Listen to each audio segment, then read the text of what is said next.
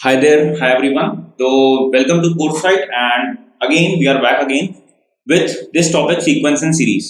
भाई बहुत जबरदस्त टॉपिक है और आगे जाके थोड़ा सा डिफिकल्ट है। जब आप वन स्पेशल सीरीज पर बात करते हैं तब वो थोड़ा सा डिफिकल्ट हो जाता है, बट स्टिल अगर आपका बेसिक्स क्लियर है और आपको थोड़ा बहुत टर्म्स को रीअरेंजमेंट अगर टर्म्स का आपको आता है तो it is not that difficult. Difficult तो है भाई, ये तो इसमें no doubt that it is not difficult, but लेकिन अगर आपको रीअरेंजमेंट ऑफ टर्म्स, सीक्वेंस और सीरीज के बारे में बेसिक बेसिक नॉलेज है तो आप इसको इजीली कर सकते हो। तो आप लोगों ने बेसिकली प्रीवियस क्लास में 10th क्लास में पढ़ा हुआ है सीक्वेंस एंड सीरीज, लेकिन इसको सीक्वेंस एंड सीरीज के नाम से नहीं पढ़ा है। तो फिर आपने कैसे पढ़ा? आप लोगों ने पढ़ा होगा अर्थमेटिक प्रोग्रेशन, है ना? अर्थमेटिक प्रोग्रेशन के बारे में आपको नॉलेज होगा। तो वो जो अर्थमेटिक प्रोग्रेशन है वही है सीक्वेंस।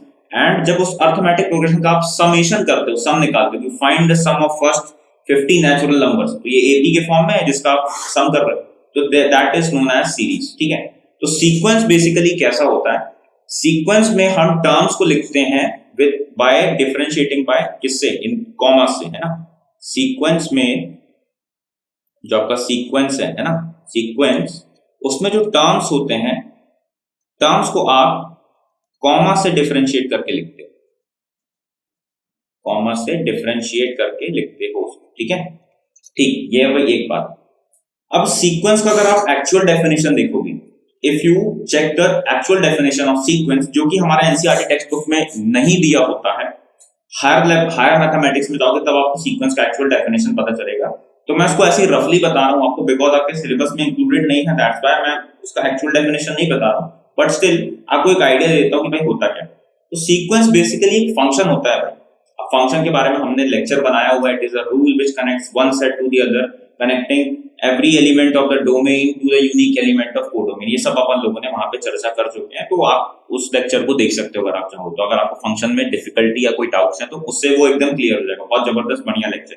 ठीक, तो sequence is nothing but a function. अब ये फंक्शन क्या करता है? फंक्शन में अपने को पता है इनपुट डालो आउटपुट मिलता है, तो वो जो आउटपुट मिलता है ना, उसी आउटपुट से सीक्वेंस बनता है। वो जो आउटपुट मिलता चले जाता है ना, लाइक फॉर एग्जांपल आपने फंक्शन ले लिया नेचुरल नंबर से नेचुरल नंबर में x square, f x is equal to x square, तो 1 का आउटपुट 1, 2 का आउटपुट 4, 3 का आउटपुट 9, 4 का आउटपुट 16, 5 का आउटपुट 25। तो ये जो मिल रहा है ना 1, 4, 9, 16, 25, 36 एटसेट्रा एटसेट्रा एटसेट्रा, ये जो है these terms form a sequence। तो ये सीक्वेंस बन जाता है। तो सीक्वेंस में क्या होता है? टर्म्स होते हैं। सीक्वेंस में बेसिकली क्या होता है? सीक्वेंस में कुछ टर्म्स होते हैं जिनको अपन डिफरेंशिएट करके लिखते हैं कॉमा से। लाइक इसको आप जनरल फॉर्म ऐसा देख सकते हो, a1 comma a2 comma a3 comma a4 comma etcetera etcetera. Like for example जो मैंने अभी बताया 1, 4, 9, 16, 25, 36, 49 and so on so fourth, चलता चले जाएगा। तो बेसिकली ये एक फंक्शन ही होता है। तो फंक्शन क्या करता है? आपको इनपुट के लिए आउटपुट देता है। तो यहाँ पे fn is equal to n square है यहाँ फंक्शन इस वाले के लिए। ठीक है, और f जो डिफाइंड होगा उसमें एक चीज फिक्स हो जाती है कि डोमेन आपका सेट ऑफ नेचुरल नंबर है। अब उसके बाद आपको सेकंड सेट n लेना है या सेट ऑफ रियल नंबर लेना है या जो भी लेना है आप लेते रहो उसको, है ना? That is a different story. तो सीक्वेंस का बेसिक आइडिया ये है। तो भाई टर्म्स होते हैं इसमें, टर्म्स एक पर्टिकुलर पैटर्न फॉलो करते हैं। यहाँ पे पैटर्न क्या है? एन स्क्वायर, मतलब स्क्वायर वाला पैटर्न यहाँ पे चलता चले जाएगा। क्यूब वाला ले लो 1, 8, 27, 64, 125 एटसेट्रा इस तरीके से चलता चले जाएगा। ठीक है, तो जो सीक्वेंस है वो ऐसा चलेगा, कॉमा से डिफरेंशिएट करते हुए उसको निकल जाओगे। लेकिन जब आप सीरीज पर आओगे तो सीरीज में क्या हो जाएगा? देखो मैं सीरीज का भी आपको बेसिक आइडिया देता हूँ कि व्हाट इज सीरीज। तो सीरीज के लिए इन सीरीज अपन कुछ नहीं करते, इन्हीं सीक्वेंस वाले टर्म्स का सीक्वेंस टर्म्स गेट एडेड, ये ऐड हो जाते हैं भाई। ठीक है, तो यहां पर जो सीरीज बनेगा वो कैसा बनेगा? First term plus second term plus third term plus fourth term plus किधर तक, जहां तक भी आपको सम चाहिए है वहां तक ऐड कर देंगे इसको, तो ये सीरीज हो जाता है। तो सीक्वेंस को अगर आप ऐड कर दो तो वो सीरीज बन जाएगा। सीरीज में और कोई नई खास बात नहीं है। ठीक है, सीक्वेंस क्या है? Sequence is nothing but it is terms which follow a particular pattern। अब वो पैटर्न एक्चुअली में फंक्शन ही होता है। ठीक है, that pattern is basically function. जिस फंक्शन के बारे में हो सकता है आपको दिया हो सकता है ना दिया हो, दैट विल डिपेंड ऑन कि भाई क्या है ना, मतलब फंक्शन जरूरी है उसको बनाने के लिए या नहीं है, जो भी है। सीक्वेंस ऐसा हो गया, उसी सीक्वेंस के टर्म्स को आप ऐड कर दो तो वो क्या बन जाएगा, series. This is an important question, what is the difference between sequence and series. अगर आपका कभी वाइवा होगा या इंटरव्यू होगा किसी भी मैथमेटिकल एग्जामिनेशन के बाद, तो उसमें भाई एक कॉमन क्वेश्चन पूछा जाता है, what is the difference between sequence and series. तो sequence is nothing but it is arrangement of terms differentiated by a comma which follow a particular single pattern. ये आम भाषा की लैंग्वेज में सीक्वेंस का डेफिनेशन है। 11th क्लास स्टूडेंट अगर ये डेफिनेशन देता है देन इट इज एक्सेप्टेबल, लेकिन अगर आप कॉलेज लेवल पे जाके ये डेफिनेशन बोलोगे तो इट इज नॉट एक्सेप्टेबल। वहां पर फिर अपन को फंक्शन के फॉर्म में बताना पड़ता है कि sequence is a function defined from set of natural number two any set. जो डोमेन है यहाँ पे, डोमेन फिक्स हो जाएगा सेट ऑफ नेचुरल नंबर पे, ठीक है, ये बात आपको ध्यान रखना है। तो सीक्वेंस में समझ में आ गया, टर्म्स को कॉमा लगा के डिफरेंशिएट किया और उन्हीं का जब सम कर दिया तो वो बन गया सीरीज। अब मैं आगे बढ़ता हूं, तो सीक्वेंस और सीरीज में अपने को दो टाइप के सीक्वेंस एंड सीरीज पढ़ना है, that is number 1 arithmetic progression, number 2 geometric progression. तो उसके बारे में अपन चर्चा करते हैं भाई। तो अर्थमेटिक प्रोग्रेशन आपके लिए कुछ भी नया नहीं है, it is not new to you all. तो उस केस में मैं आपको बताता हूँ अर्थमेटिक प्रोग्रेशन क्या होता है। Arithmetic progression is nothing but it is a sequence, again it is a sequence formed by adding a fixed number to the succeeding number to the preceding number। ऐसा preceding number, पिछले वाले term में कुछ एक fix number add कर दो तो आपको अर्थमेटिक प्रोग्रेशन मिलता चले जाएगा। और जो फिक्स्ड नंबर जो ये है, ये वाला फिक्स्ड नंबर है, यही फिक्स्ड नंबर क्या कहलाता है, कॉमन डिफरेंस। ये अर्थमेटिक प्रोग्रेशन है। अब अर्थमेटिक प्रोग्रेशन को बनाने के लिए, that means for making arithmetic progression we require two things. मतलब किसी भी सीक्वेंस को बनाने के लिए अपने पास दो चीजें होनी चाहिए। एक नंबर 1 तो ये होना चाहिए कि पहला टर्म होना चाहिए उसका, फर्स्ट टर्म क्या है। देखो अगर फर्स्ट टर्म नहीं है तो आपके पास स्टार्टिंग पॉइंट नहीं है, जब तो आप कहां से स्टार्ट करोगे। मतलब आपके पास स्टार्टिंग पॉइंट होना चाहिए किसी भी सीक्वेंस को या प्रोग्रेशन को बनाने का। Progression is nothing but another word for sequence. वो आगे प्रोग्रेस करता चले जाता है, आगे बढ़ता चले जाता है, that's why it is known as progression, ठीक है। तो बेसिक क्या है, बेसिक ये है कि भाई आपको सबसे पहले तो फर्स्ट टर्म की जानकारी होनी चाहिए कि पहला टर्म क्या लेना है, और पहला टर्म लेने के बाद आपको क्या पता होना चाहिए, आपको ये जो फिक्स्ड नंबर जो मैंने यहाँ पे स्टेट किया हुआ है, जो फिक्स्ड नंबर मैंने जो वर्ड लिखा है, फिक्स्ड नंबर पता होना चाहिए कि भाई फिक्स्ड नंबर क्या है।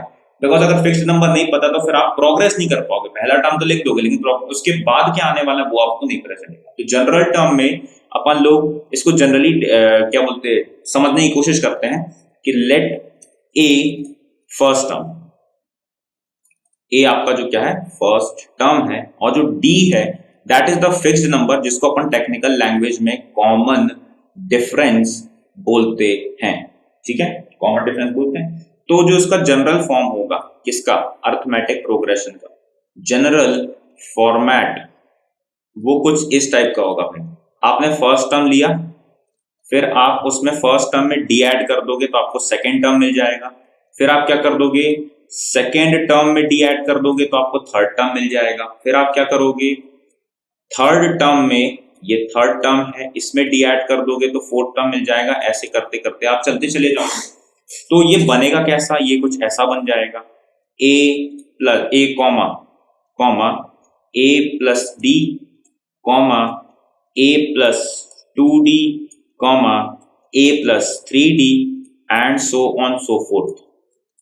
तो अब यहां पे अगर अपन nth टर्म लिखना चाहें तो nth टर्म कैसे लिखेंगे, देखो भाई फर्स्ट टर्म में एक भी डी नहीं था, सेकेंड टर्म में एक डी है, थर्ड टर्म में 2 डी है, फोर्थ टर्म में 3 डी है। इसका मतलब पहले तो ए आ जाएगा, सबसे पहले तो ए आ जाएगा यहां पर, सबसे पहले तो यहां पर ए आ जाएगा, और उसके बाद जो डी है वो टर्म का जो भी नंबर है, टर्म मतलब टर्म का जो भी पोजीशन है, मतलब अगर थर्ड टर्म है तो कितने डी मिले आपको, 2 डी मिले। फोर्थ टर्म है तो कितने डी मिले आपको, 3 डी मिले। अगर आपका एक सेकंड टर्म है तो कितने डी मिल गए, सिंगल डी मिल गया। तो यहाँ पर अगर nth टर्म लिखोगे तो nth टर्म में डी एक कम रहेगा ना, n से एक कम मतलब n-1, यहाँ पे लिख देते हैं n-1। यही फॉर्मूला आपने पढ़ा है, an = a + n - 1 × d। तो वो देखो कितना logical, how logical it is. कि आप लोगों ने क्या किया, हम लोगों ने क्या किया, मैथमेटिशियन लोगों ने क्या किया, जो प्रोग्रेशन बन रहा था उसी प्रोग्रेशन के पैटर्न को देखकर उन्होंने फाइनल रिजल्ट बना दिया कि भाई अब तुम एन का जितना भी वैल्यू, तुमको 1000वां टर्म चाहिए, एन का वैल्यू 1000 रिप्लेस कर दो, आपको मिल जाएगा। 1000 तो बहुत छोटा नंबर है। 1 करोड़ टर्म चाहिए आपको, एन का वैल्यू 1 करोड़ डाल दो, फटाफट वो फॉर्मूले पुट करके निकल जाएगा। नहीं तो अपने को कितनी मेहनत करनी पड़ती, पूरा प्रोग्रेशन लिख के बनाना पड़ता। अब इसके कुछ एग्जाम्पल देख लेते हैं अपन लोग। ये बेसिक अर्थमेटिक प्रोग्रेशन का बेसिक है एग्जाम्पल। अब मैं इसके सम पर बात नहीं कर रहा हूँ, सम पर बात अपन बाद में करेंगे, बट अगर इसमें आपको अभी भी कोई भी डाउट हो तो आप कमेंट सेक्शन पे बता सकते हो, है ना, हम उसके लिए भी आपको लेक्चर प्रोवाइड करवा देंगे। एग्जाम्पल के फॉर्म में आप देख लो, सबसे अच्छा एग्जाम्पल सेट ये अपना natural number 1 + 2 1 2 3 4 5 6 7 and so on so forth. अगला example set of even number देख लो, 2 4 6 8 10। इन सभी में यहाँ पर देखो, यहाँ पर आपका जो फर्स्ट टर्म है वो क्या था 1, और जो फिक्स्ड नंबर है वो भी क्या है 1।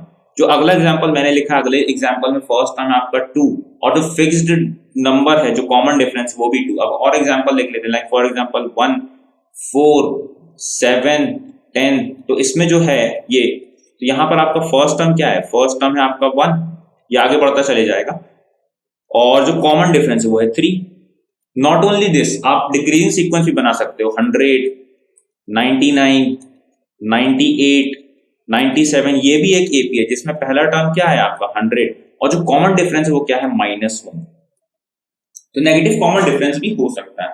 किसी भी टर्म को एपी प्रूव करने के लिए हम क्या करते हैं, कंसेक्यूटिव टर्म्स उठाइए, डिफरेंस निकालते जाइए, डिफरेंस बराबर आना चाहिए। मतलब कुल मिला के अगर अपन उसको टेक्निकल लैंग्वेज में देखें कि मान लो ये A1 A2 A3 A4 A5 और AN अगर ये AP में है, तो आपको AP में क्या मिलेगा कि second term minus first term is equal to third term minus second term is equal to fourth term minus third term is equal to, कहां तक चल जितना निकालते जाओ निकलते जाएगा, वो कॉमन डिफरेंस D के बराबर आ जाएगा। ये D है आपका कॉमन डिफरेंस। तो ये बेसिक आइडिया अर्थमेटिक प्रोग्रेशन का। ये कुछ एग्जांपल्स है अर्थमेटिक प्रोग्रेशन के।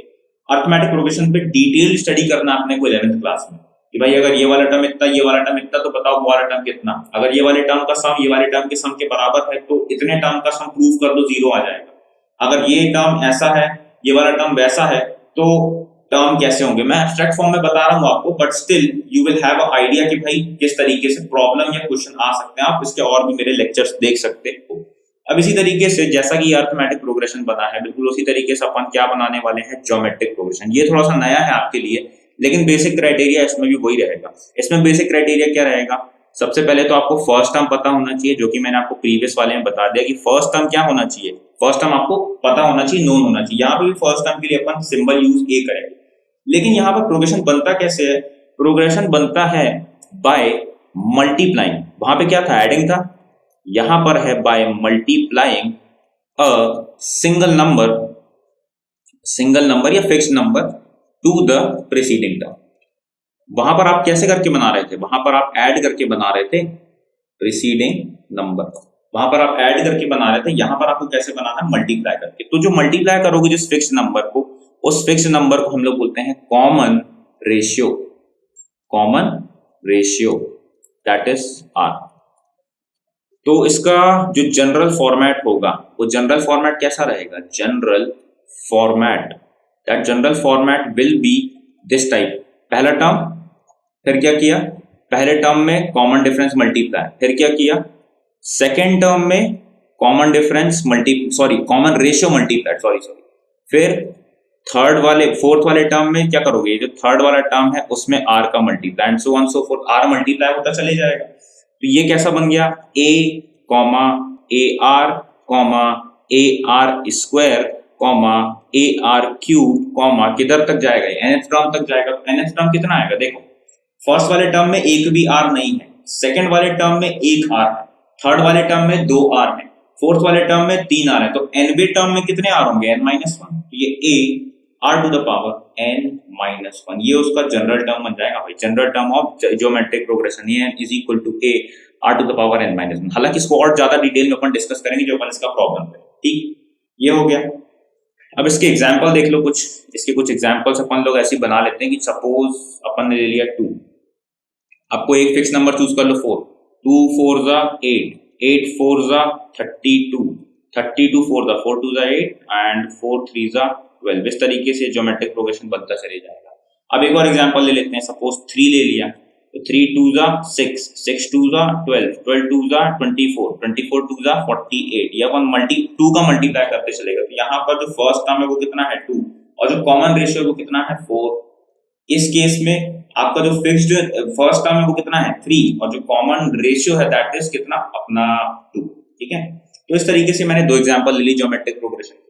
अब ज्योमेट्रिक प्रोग्रेशन क्लेम कैसे करोगे, how will you claim that a given sequence or given progression is geometric progression. तो इसमें क्या करना होता है, इसमें जैसे मान लो यहाँ देखते हैं if a1, a2, a3, a4, किधर तक an फॉर्म अ जीपी बोले तो ज्योमेट्रिक प्रोग्रेशन का शॉर्ट फॉर्म, देन तो उस केस में क्या होता है, उस केस में ये होता है भाई a2 by a1 is equal to a3 by a2 is equal to a4 by a3 is equal to dot dot dot कहां तक an upon an minus 1 is equal to r। Common ratio के बराबर आता है। ठीक है, अगले term से पिछले टर्म को डिवाइड कर दो, अगले टर्म से पिछले टर्म को डिवाइड कर दो, अगले टर्म से पिछले टर्म को डिवाइड कर दो, जो रिजल्ट मिलेगा अगर वो रिजल्ट सेम आता चले जाए देन इन दैट केस ये ज्योमेट्रिक प्रोग्रेशन होगा। ठीक है, तो आई होप कि सीक्वेंस सीरीज अरिथमेटिक प्रोग्रेशन का बेसिक नॉलेज और ज्योमेट्रिक प्रोग्रेशन का बेसिक नॉलेज आपको इतने से हो गया होगा। अब इस पर बहुत जबरदस्त प्रॉब्लम्स हैं, बहुत जबरदस्त प्रॉब्लम्स हैं, इसका एप्लीकेशन भी बहुत अच्छा है। आप अगर देखोगे जब सीरीज अपन समेशन करेंगे ना तो समेशन में आपको समझ में आएगा कि यह बहुत जबरदस्त टॉपिक है, इसमें अपन अच्छे कठिन कठिन सम आराम से निकाल सकते हैं। जहां पर पैटर्न भी समझ नहीं आ रहा ना आपको, वहां पर भी सम निकाल पाओगे भाई, ये इसकी खास बात ये। ठीक, तो आई होप कि ये क्लियर होगा और in case you have any doubts please state your doubts in the comment section. तो उसके लिए भी हम आपको लेक्चर फिर प्रोवाइड करवा देंगे। तो आज के लिए इतना ही, thank you, goodbye and take care.